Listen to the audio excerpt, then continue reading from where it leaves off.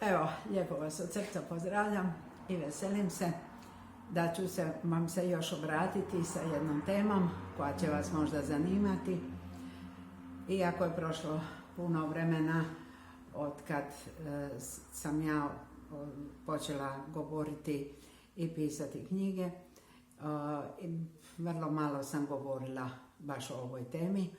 Nešto u mojoj avanturi osobne promjene, ljubavni odnosi su najvažniji i jedan jedini put sam govorila o spolnosti u mojoj udruzi 5,5. Evo sada je možda došlo vrijeme da kažem par riječi na temelju jednog mog specifičnog iskustva koje ja imam u radu sa ljudima koji se dolaze k meni savjetovati ili su moji poznanici ili prijatelji. Ja sam zapravo slušajući mnoge ljude došla do jednoga zaključka, pa vam ga prenosim, a vi vidite šta ćete s njim. Poljubite ili ostavite, ili se malo o tome razmislite, pa recite možda tu ima nešto zanimljivo i za mene.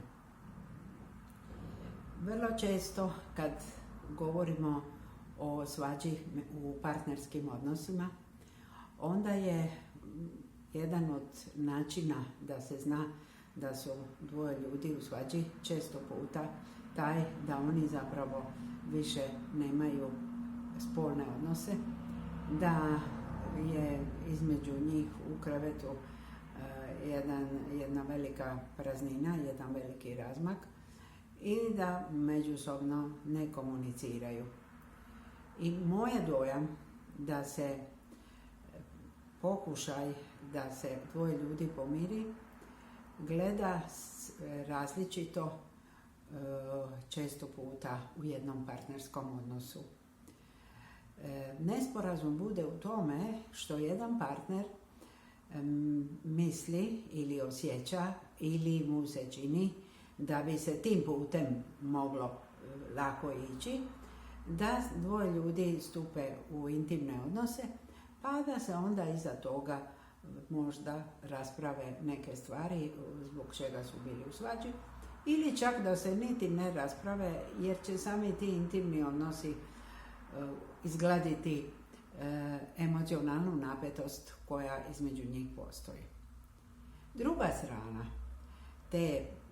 tog partnerskog odnosa vrlo često ima jedno drugačije mišljenje i zato se te svađe i otežu i zato se taj nesporazum i gomila.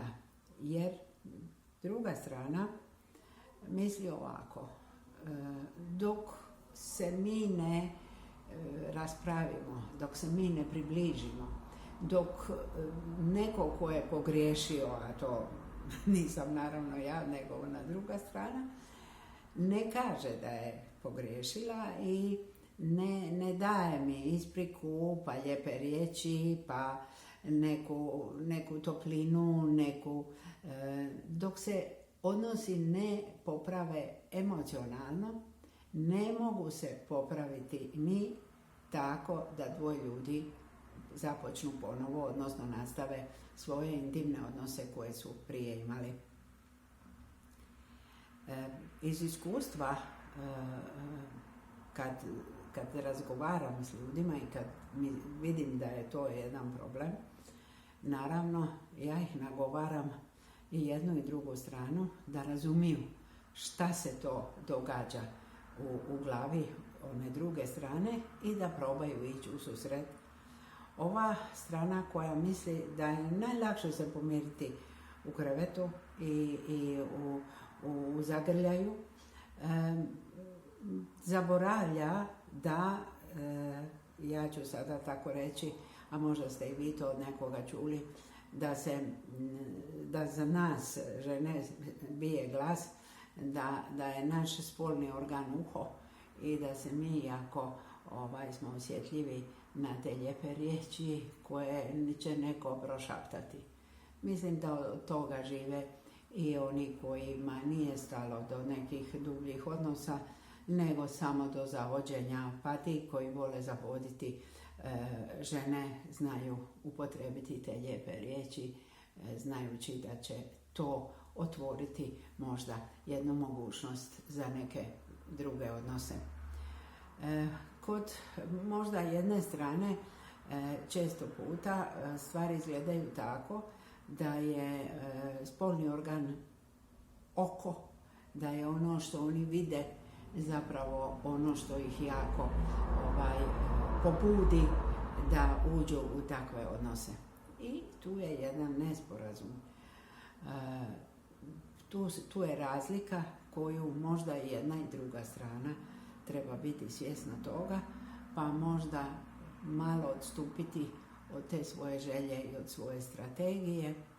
Jedni da ipak kažu te neke lijepe riječi, a oni drugi da promisle, pa stvarno se jako lako i lijepo pomiriti ako se zagrlimo, pa idemo se zagrliti, pa čak i ako smo pogriješili, možemo iza toga reći, ma ipak to nije to, ili možemo reći, a je stvarno.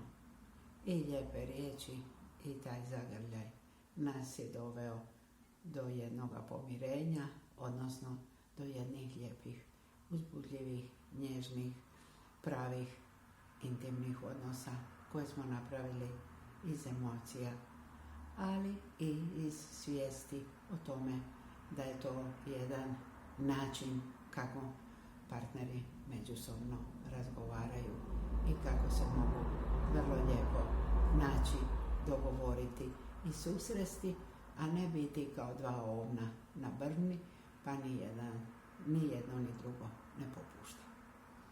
Eto, toliko od mene. Lijepo vas pozdravljam.